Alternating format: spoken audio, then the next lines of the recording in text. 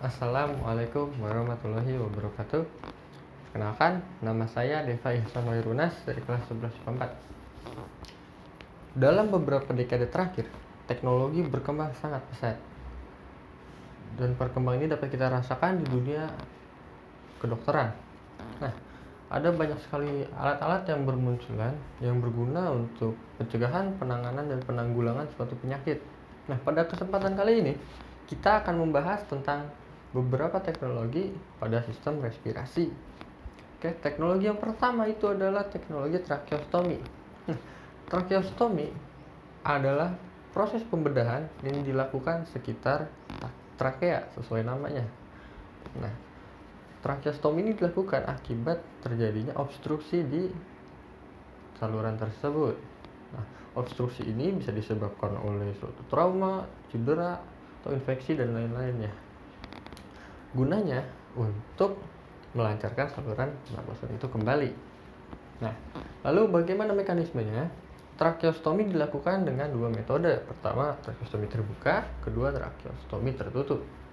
Untuk tracheostomy terbuka, caranya adalah yang pertama, dokter akan memberikan bius kepada pasien, kemudian dokter akan membuat sayatan besar di tenggorokan pasien. Nah, setelah dibuat sayatan besar, akan dimasukkan sebuah tabung di sayatan tersebut. Kemudian pada proses PDT, probe akan digunakan. Probe ini memiliki kamera dan tersambung di komputer, digunakan untuk memantau organ dalam pasien tersebut. Fungsinya untuk memandu dokter dalam melakukan pembedahan. Itu proses ini tidak disarankan atau tidak diperbolehkan untuk anak-anak di usia di bawah 12 tahun maupun orang yang mengidap obesitas. Nah, tahap selanjutnya pada PDT, sayatan kecil akan dibuat dan lubang kecil akan dibuat menggunakan jarum. Nah, di lubang kecil ini akan disambungkan saluran pernapasan, selang pernapasan. Oke. Lalu apa tujuan dari tracheostomy ini? Seperti yang saya bilang, tracheostomy ini digunakan untuk mengatasi obstruksi pada saluran pernapasan. Nah, bisa juga digunakan untuk gangguan pada saluran pernapasan yang bisa disebabkan oleh bawaan lahir, bisa juga untuk mengatasi paru-paru obstruktif kronis atau PPOK, lalu bisa juga untuk mengatasi kerusakan akibat masuknya bahan kimia, bisa juga untuk orang yang koma, lalu untuk orang yang mempunyai kelumpuhan pada pita suara dan kelumpuhan pada otot menelan. Nah, sekarang kelebihan tracheostomy adalah tracheostomy dapat membuat pernapasan pasien tuh lebih lancar karena dia mengurangi resistensi udara dan membantu melancarkan aliran udara. Tracheostomy juga dapat digunakan sebagai jalan masuknya obat. Nah, tapi ada beberapa kekurangannya. Nah, tracheostomy ini dapat menyebabkan infeksi oleh bakteri apabila sterilisnya kurang steril ketika melakukan pembedahan. Lalu bisa juga terjadi komplikasi, humidifikasi tidak sempurna, dan bisa muncul jaringan parut yang mengganggu secara kosmetik. Nah, lalu ada hal yang harus diperhatikan. Seperti yang saya bilang tadi, tracheostomy dilakukan untuk anak, tidak boleh dilakukan untuk anak di bawah 12 tahun dan orang yang mempunyai obesitas. Dan ada beberapa lagi. Lanjut ke spirometri. Nah, spirometri adalah suatu proses pengukuran berapa udara maksimal yang dapat kita hirup dan berapa udara maksimal yang dapat kita hembuskan. Nama alat untuk mengukurnya ini adalah spirometer.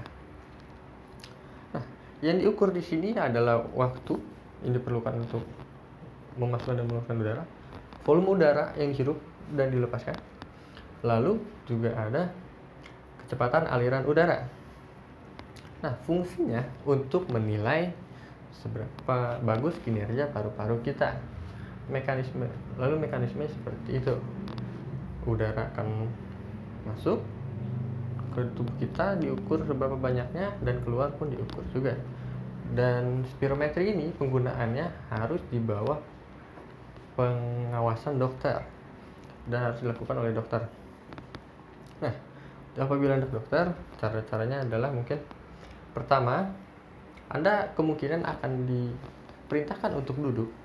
Kemudian Anda akan diberikan sebuah klip yang dipasang ke hidung agar Anda hanya bernafas menggunakan mulut. Kemudian dokter akan memberikan masker pernafasan yang terhubung ke spirometer. Kemudian Anda akan diperintahkan untuk mengambil nafas sebanyak mungkin, tahan selama beberapa detik, dan mengeluarkannya sekuat tenaga. Lalu proses ini diulang selama 3 kali agar mendapatkan hasil yang akurat.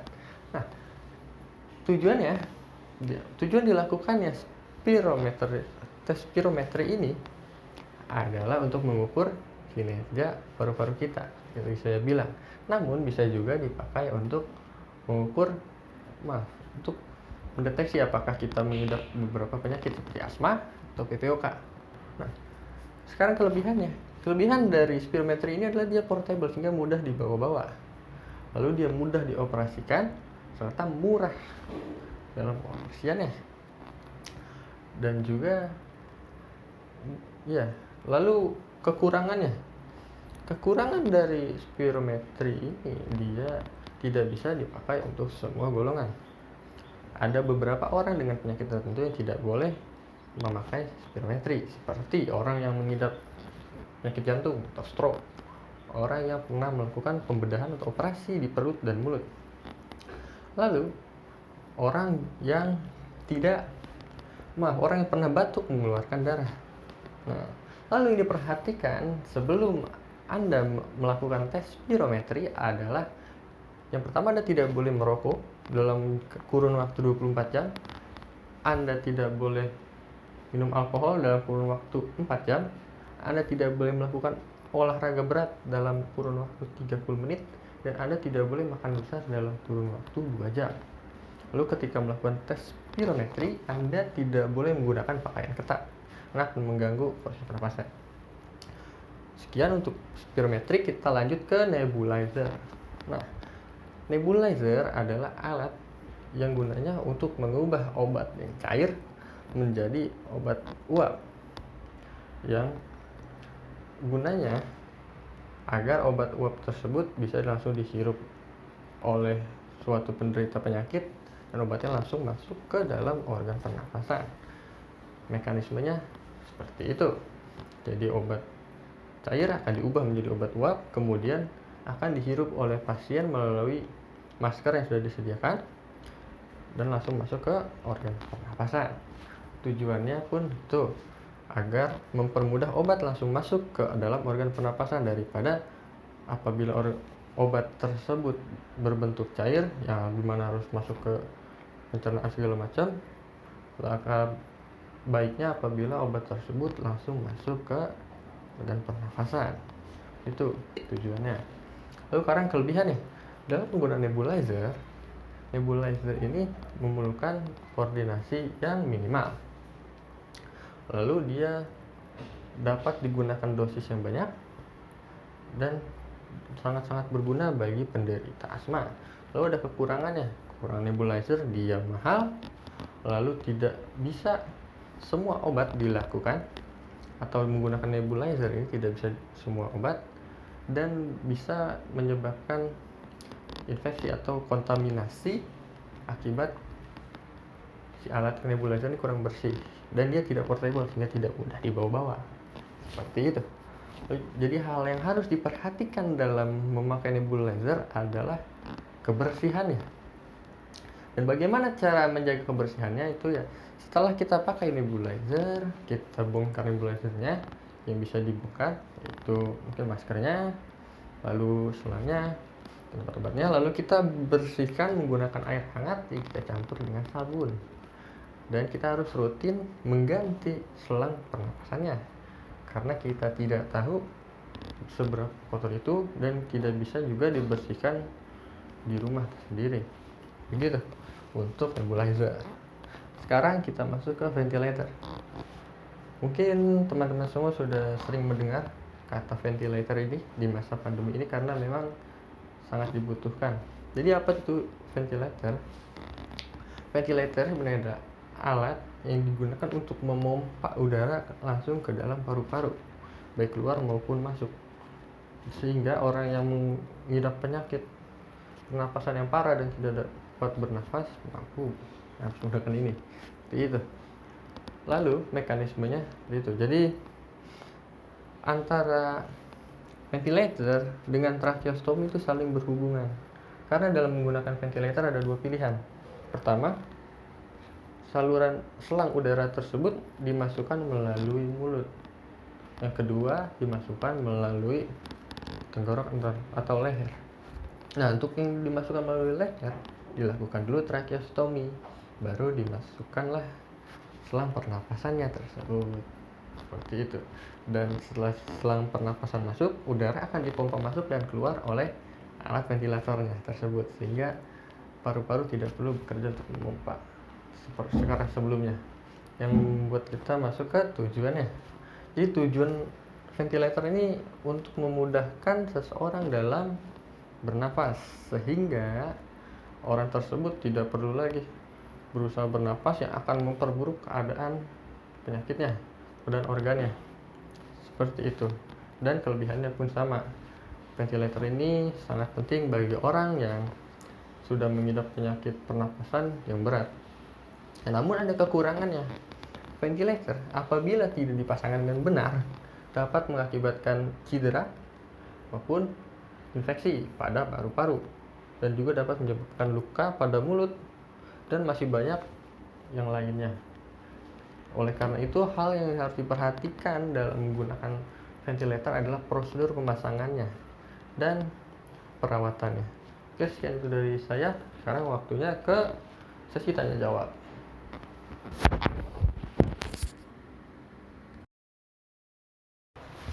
Ya, kali ini kita masuk ke sesi tanya jawab. Sudah ada satu pertanyaan dari Bapak Abdul Malik Jalaluddin. Pertanyaannya adalah, coba jelaskan kembali bagaimana cara kerja, kelebihan dan kekurangan dari pulmotor, oksigen catheter, nebulizer, dan spirometri. Oke, kita mulai dari pulmotor terlebih dahulu. Cara kerja pulmotor pada singkatnya adalah menggantikan fungsi paru-paru dalam memompa udara, baik udara masuk maupun keluar. Jadi pasien akan disambungkan dengan saluran pernapasan berupa selang, bisa masuk melalui mulut maupun tenggorokan dengan proses tracheostomy. Jadi udara akan dipompa melalui pulmotor tersebut dan disalurkan melalui selang yang sudah masuk ke tubuh dan ke paru-paru. Itu kelebihannya adalah pulmotor ini sangat-sangat berguna bagi seorang yang menderita penyakit paru-paru yang berat, sehingga paru-paru tidak bisa memompa udara.